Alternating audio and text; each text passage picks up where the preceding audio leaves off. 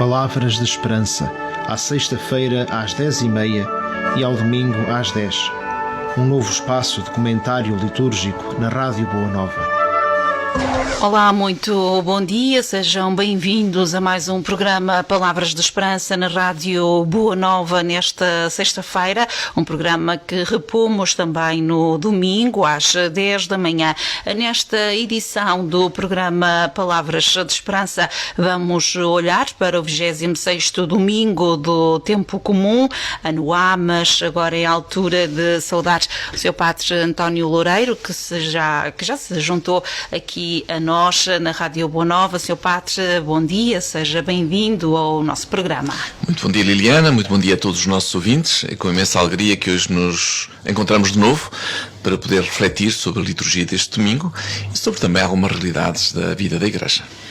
Referir então que este é um programa com edição semanal, que conta sempre habitualmente com a participação do Sr. Padre António Loureiro, também Sr. Padre Orlando Henriques. Num último programa também contámos com a participação do Sr. Padre Pedro Simões, também da Paróquia de Oliveira do Hospital. Hoje contamos então com o Sr. Padre António Loureiro, este que é um programa que representa o Arciprestado Nordeste da Diocese de Coimbra. Sr. Padre, antes de olharmos para a liturgia propriamente dita, temos aqui algumas considerações a fazer, nomeadamente também esta notícia recente do falecimento de Dom Anacleto Oliveira, bispo de Viana do Castelo. Foi uma perda significativa para a Igreja de Portugal. Exatamente, e também palavras de carinho e estima para Dom Anacleto Oliveira, que atualmente estava como bispo de Viana do Castelo, mas era um eminente biblista português, professor do ISET no Seminário de Coimbra, alguém com quem Coimbra teve muita relação, e todos os sacerdotes, porque foi professor no seminário, uma pessoa muito estimada. Mas também fica aqui uma questão que nos ajuda também a refletir sobre a realidade do falecimento. E podemos perguntar, porquê que Deus o deixou morrer se ele até era bispo? E a verdade é que Deus respeita as leis da vida, não é? Não foi castigo, não foi porque é pecador ou porque é bom, foi um acidente. E Deus permite que a vida possa funcionar e não está detrás de nós a segurar-nos e a proteger-nos para que nenhum mal nos aconteça, neste sentido de que as leis da vida não se cumprem. Não, uma pessoa muito santa pode ter uma doença, pode ter um acidente, pode falecer prematuramente. E por isso também é bom que nós olhemos a vida e a morte também com este olhar. Não é Deus que castiga, não é Deus que está a punir, não, olha, é a lei da vida. Claro. Que acontece com todos. E não podemos estar sempre à espera de que Deus nos esteja a proteger, ao pensarmos que tudo vai correr bem, porque Deus vai impedir que algo de mal nos aconteça. É o mesmo quase que o que acontece com os médicos, não é? Eles salvam tantas vidas e que chegada a hora deles próprios também acabam por falecer, ou porque foram acometidos por alguma doença, ou por algum acidente ou outra situação. Exatamente, agora até me lembrou o meu pai, que sempre dizia, há duas coisas que muito me admiram. São os médicos que andam a salvar a vida dos outros e depois morrem. E são os padres que andam a mandar as pessoas para o céu e também podem ir para o inferno. Pois, essa parte então ou podem ir para o purgatório. Mas no fundo dizer que é verdade. A lei da vida é para todos. Então a proteção que Deus dá fundamentalmente é uma proteção interior. É a consolação da fé, é ganhar dinamismo interior para vencer o mal. Aí é que Deus está a atuar. Depois, eventualmente, Deus também pode fazer milagre, mas o milagre não está sempre a acontecer. E o milagre não é um direito que eu tenho. É um dom que Deus dá quando quer dar e como quer dar. Recordamos também a irmã Lúcia, que pedia a cura de algumas pessoas nas aparições e que dizia que Nossa Senhora dizia, uns sim e outros não. Mas isso não é que eu tenha direito. Deus, na sua misericórdia infinita, lá sabe. E então eu confio na sua sabedoria. Mas então fica esta nota também para que nunca vejamos a morte como um castigo de Deus, como uma punição ou como uma perseguição. Não. É a lei da vida. E o cristão está, como todos os outros, inserido nessa lei da vida. Então somos chamados também a aprender a conviver com a dor, pondo Deus na dor, que alivia a dor, mas não evita que as coisas más aconteçam aos crentes. Exatamente. Sr. Padre, avançamos então com outras considerações. Tem também algo para partilhar connosco acerca do documento do Vaticano, exatamente sobre o fim de vida. Exatamente. a Sagrada Congregação para a Doutrina da Fé, que é presidida atualmente pelo Cardeal Ladaria, que até tenho muito conhecimento pessoal, porque foi meu professor quando estudei em Roma, fez exatamente um documento sobre o problema do fim da vida. E de onde diz, a Igreja considera que deve reafirmar, como ensinamento definitivo, que a eutanásia é um crime contra a vida humana, porque com tal ato, o homem escolhe causar diretamente a morte de um outro ser humano inocente. Pronto, então, no fundo, este documento vem falar das questões como testamento vital, obstinação terapêutica, estado vegetativo, cuidados paliativos, para explicar o sentido cristão do cuidado das pessoas nas fases críticas e terminais da vida. Pronto, então penso que é muito interessante que este documento do Vaticano, agora que se fala tanto de eutanásia e de o suicídio assistido, o problema do fim da vida, o pânico que temos à morte, o não querer viver mais. Fala-se agora até mais do que nunca, não é? E há exemplos de pessoas que até o fazem fora do seu país, onde é permitida a eutanásia. Portanto, este é um tema que está também dividido as opiniões. Exatamente, e uma coisa é ser permitido por uma lei e outra coisa é que seja moralmente aceitável. E, aliás, a lei deveria corresponder ao moralmente aceitável. Portanto, no fundo, ninguém tem direito a dispor da vida humana. Ninguém. Eu posso dispor da vida animal, da vida vegetal, não da vida humana. A vida humana é um dom de Deus e não pertence a mim a retirar a vida. Outra coisa é o prolongamento artificial da vida, a obstinação terapêutica ou remédios desproporcionados. Isso não é necessário. Uma coisa é querer a morte e outra coisa é deixar morrer quando a pessoa está num estado que se vai debilitando. Portanto, não é necessário manter a vida até o último momento, como se fosse... Não, a morte é um caminho natural, pertence a todos. Portanto, o que a Igreja vem dizer é que seria necessário ter mais cuidados paliativos e não procurar o suicídio assistido. Até esta palavra até é muito interessante, é suicídio. Portanto, o suicídio não é aceitável. A Igreja entende, então, que a vida é sempre um dom de Deus, que deve ser protegido e que toda a sociedade deve considerar com valia este sentido. Para o cristão, isto é muito importante. Para uma pessoa que não tem fé, vê a vida como existir e deixar de existir. E se a pessoa já não quer viver mais, deixa de existir e que mal tem, é a sua decisão. Para o cristão, não. Para o cristão, a vida é um dom de Deus, pertence a Deus. E a morte não é o deixar de existir.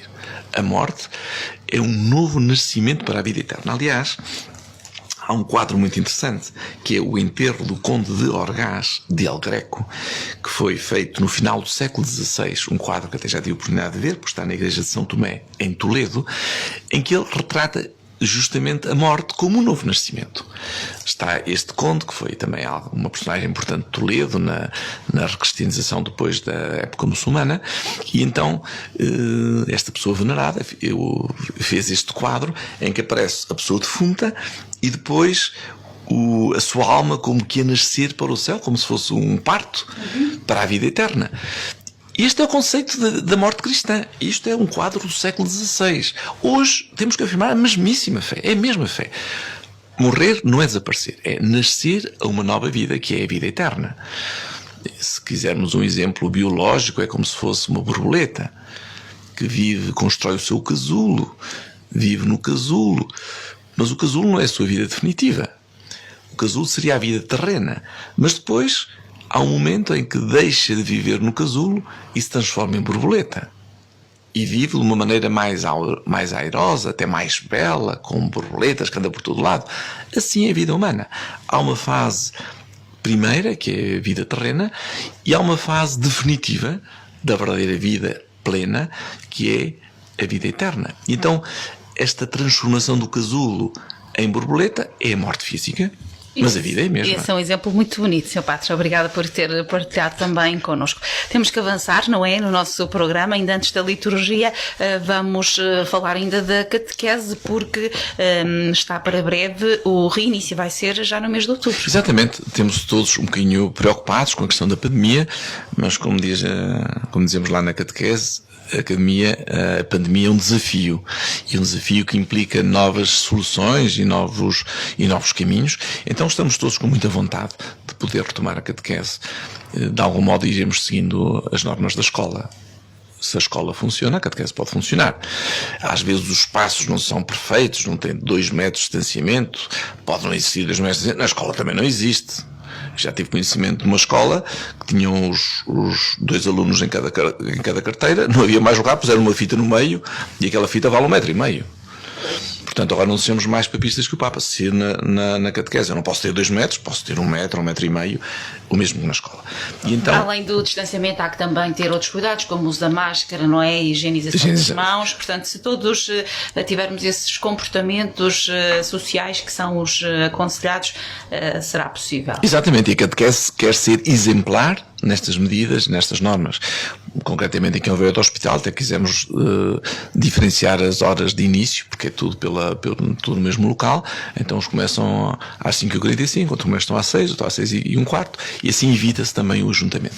Então, fica o convite para todos os pais, para que possam matricular os filhos na catequese. Estamos agora neste período de matrículas ou de inscrições para o primeiro ano e de reinscrições para os outros anos. Então, convidamos todos os pais a que matriculem os seus filhos na catequese, porque é fundamental esta formação cristã. As crianças necessitam do sabor de Deus que lhe vem pela catequese e vem pela vida prática, portanto, pelo participar depois também na Eucaristia. Queremos ver como é que isso se irá fazer, mas oxalá pudéssemos ter uma Eucaristia pelo menos uma vez por mês, que as crianças pudessem participar. Dizer também que teremos então no mês de outubro as festas principais da catequese, a primeira comunhão, a profissão de fé, depois também a celebração do Crisma. E isto era importante que todos sentíssemos que não é questão de fugir do risco, mas de assumir algum risco para um bem maior. Senão não faríamos nada, estaríamos em casa todo o dia, depois teríamos todos... O que já não acontece, não é? Já toda a gente retomou de algum modo os seus afazeres, as suas rotinas, ainda que de forma mais condicionada, não é? E temos que aprender a viver com o vírus. O vírus é uma dificuldade, é um risco. Se formos cuidadosos nas normas, poderemos suplantar esta dificuldade. Claro. Basta ver os médicos e os enfermeiros cuidam de casos de vírus e felizmente não se propagou o vírus. Há um caso ou outro, mas se a pessoa cumprir as normas, pronto, tem a segurança. É isso mesmo, e é nisso que temos que nos... E já vale dizer também que também nos nossos vizinhos aqui ao lado terão o Crisma também no próximo domingo. Os vizinhos aqui de Nogueira do Cravo e as paróquias do Padre Rodolfo terão o Crisma agora no próximo domingo e também depois o reinício da catequese formal. E já agora também dizer que o seu Padre Orlando assumirá também as suas novas paróquias no próximo domingo, a quem desejamos também os melhores sucessos nesta sua nova vida pastoral. E partilhamos também nós dessas suas palavras. Seu Padre, vamos olhar para a liturgia deste domingo, o 26º domingo do tempo comum. No A, é uma liturgia que importa refletir. Exatamente, e é muito interessante e muito importante para nós, e como disse, importa refletir, porque fundamentalmente podemos dizer que estamos entre o sim e o não em que vamos vivendo, cada um de nós. O convite com certeza que é mais para o sim do que para o não, mas a realidade muitas vezes é nesse não, há aquilo que é autêntico, que é profundo e que vamos agora refletir e ver. Muito bem, portanto, na primeira leitura do próximo domingo, dia 27 de setembro, temos a primeira leitura do profeta Ezequiel, que começa com uma lamentação do povo de Deus. É verdade. Isto foi no século V a.C., mas a nossa realidade é a mesma. Vós dizeis, a maneira de proceder do Senhor não é justa. E escutai, casa de Israel, será a minha maneira de proceder que não é justa, ou será a vossa? Nós vivemos numa contínua lamentação. A lamentação, o murmurar, o estar contra, estar-me a queixar, é de Deus, é dos outros, é de todos. O Papa Francisco disse que é o pecado mortal maior que temos. Por vezes é o estado geral das pessoas, não é? O da lamentação e do queixo. Exatamente, que era o Evangelho do domingo passado, que eram os trabalhadores da vinha, da primeira hora. Todo dia a trabalhar na vinha do Senhor, a trabalhar ao sol, a cansar-se, mas que depois murmuram, lamentam-se, criticam o Senhor, estão contra todos, falam mal uns dos outros. Vivemos num estado em que as pessoas que lamentam devem perguntar-se: Deus está no meu coração? Se te lamentas e te criticas, como aqui este caso, lamento-me. a maneira de proceder do Senhor não é justa. Estou a lamentar, a murmurar, a criticar. Critico ao Papa, critico ao Bispo, critico ao Padre, critico à família, critico à Igreja, critico ao trabalho. Sempre a murmurar, sempre a criticar. Não tens Deus no teu coração. É claro, não tens Deus no teu coração. Tens uma forma exterior de onde está Deus, mas no teu coração não está Deus. Está o teu egoísmo. Quem murmura, perdeu a Deus. Esta é uma mensagem clara que o Papa Francisco tem dito muitas vezes. E então é um exame de consciência. E é o que diz aqui. Dá-te conta e arrepende-te. Porque senão não tens Deus no teu coração. Ainda que eu seja padre. E quando eu estou padre, estou a criticar os outros, a falar mal das pessoas, ou das situações, ou do que for, eu não tenho Deus no meu coração. E estou a dizer isto e aconteceu-me esta semana, isso mesmo. Eu, quando dei conta, já estou a murmurar. Arrepende-te, porque tens que ser trabalhador da última hora. O da última hora não se cansa. Está sempre disposto, alegre, para o que for preciso, e nunca se cansa. Quando eu estou cansado e a murmurar, sou trabalhador da primeira hora, perdi a Deus. Muito bem, Sr. Padre, é preciso fazer essa reflexão, não é? Para que não lhe volte a acontecer. Olhemos então para a segunda leitura, que nos apresenta o exemplo da humildade de Cristo. É muito bonito isto. São Paulo apresenta Cristo como modelo. Esta leitura tem duas partes. A primeira parte, São Paulo agradece à comunidade, porque ele estava na prisão.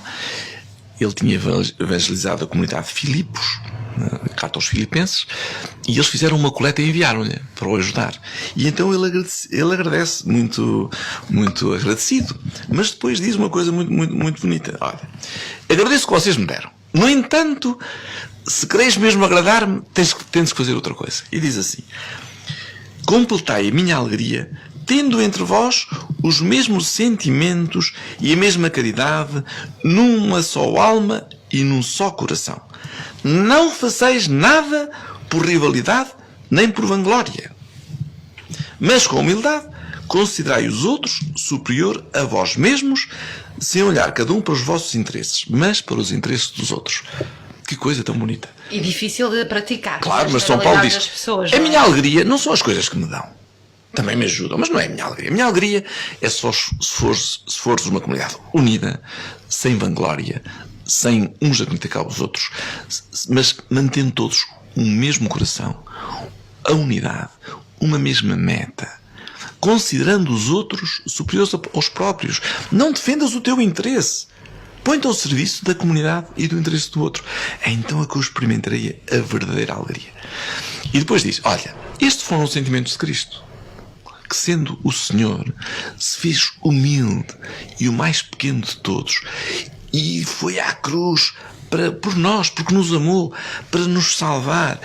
E aí é que está a verdadeiro sentimento cristão. É não querer eu o primeiro lugar, mas querer o último lugar. A humildade. Acima de tudo. E depois diz, e porque fez isto, todo o joelho se dobrará ante o Senhor, porque através da sua humilhação conseguimos a salvação. E a Igreja reconhece como santo aquele que é humilde e que é simples e que se faz último por amor do Senhor, para bem dos irmãos. Então, também um convite para as nossas comunidades. Muito bem. É mais importante o sentido interior de comunidade, de união, de fraternidade, do que a abundância das coisas materiais ou de que a alegria das coisas materiais. Muito bem, fica então aqui também essa dica que pode servir também como uma mensagem que extraímos do nosso programa e que dirigimos a toda a comunidade. Sr. Padre, olhamos também para o Evangelho em que nos é apresentada a conhecida parábola dos 2 filhos que o pai mandou trabalhar para a vinha. Exatamente.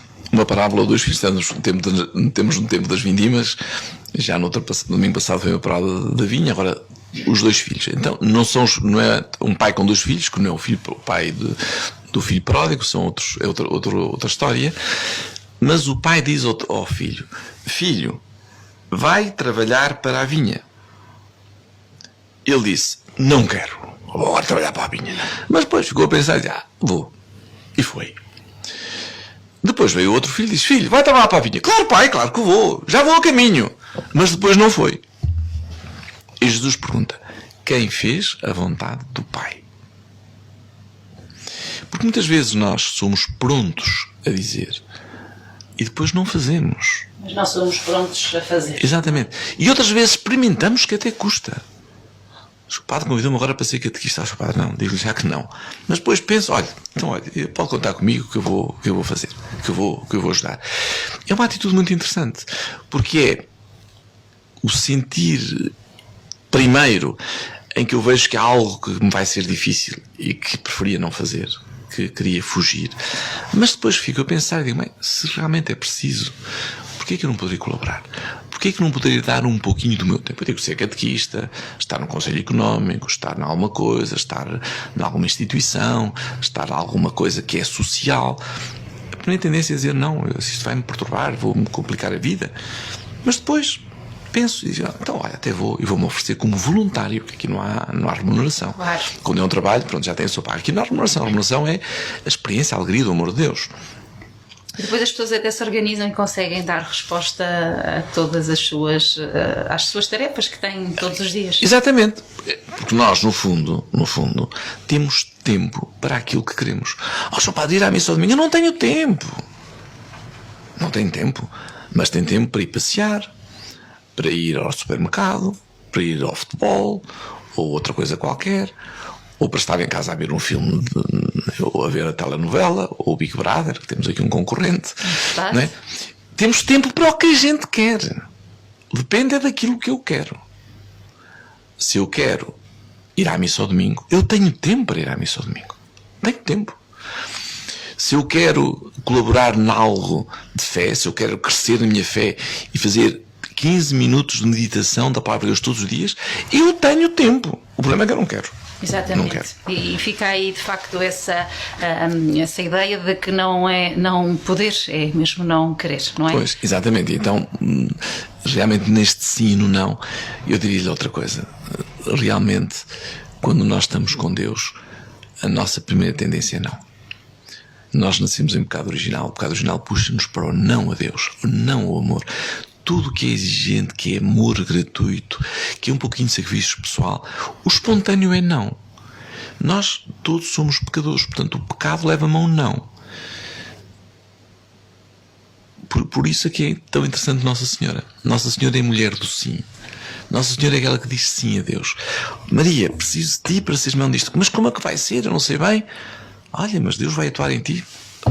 Confio no Senhor. Eis a serva do Senhor, faça-se em mim segundo a tua palavra. Esta, Maria, é que este filho que diz sim.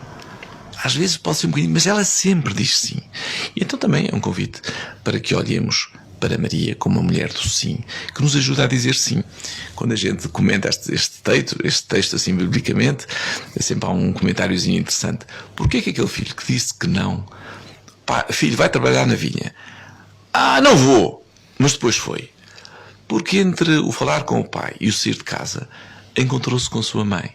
E a sua mãe disse, olha lá, então, se o pai te pediu, porque é que tu não vais? Vai lá, que aquilo até te faz bem. E foi. Pois, Maria... a mãe tem sempre aqui o papel. Ora bem, então Maria tem este papel. Quando eu digo não, rezo um bocadinho com a Nossa Senhora, pergunta a Nossa Senhora que ela me vai conseguir que eu diga sim. E esse é que é a resposta que interessa a Deus, ao próprio e à Igreja. Muito bem, Sr. Padre, estamos quase a terminar, já vamos nos últimos minutos do nosso programa, ficamos sempre com a sugestão musical, o que é que nos reserva para o programa de hoje? Nesta luta entre o sim e o não, só temos uma possibilidade, que é o tema que vamos cantar hoje, é deixa Deus entrar. Deixa Deus entrar na tua vida e então serás como Maria, homem, mulher do sim, e traz a alegria de que dizia São Paulo, de podermos criar uma comunidade fraterna, unida, solidária, na humildade. Esse é o grande desafio que o Senhor nos deixa. Oxalá também nós aprendamos e consigamos ser pessoas do sim a Deus. Que seja assim, Sr. Padre. Muito obrigada pela sua presença em mais um programa Palavras de Esperança na Boa Nova. Marcamos novo encontro para um próximo programa. Foi um gosto estar convosco, então uma saudação, uma boa semana a todos, um santo domingo e que o Senhor a todos abençoe. Muito obrigada. Ficamos então com a participação do Sr. Padre António Loureiro no nosso programa Palavras de Esperança. Ficamos agora com a sugestão musical. Entrar na tua própria casa, deixa-te tocar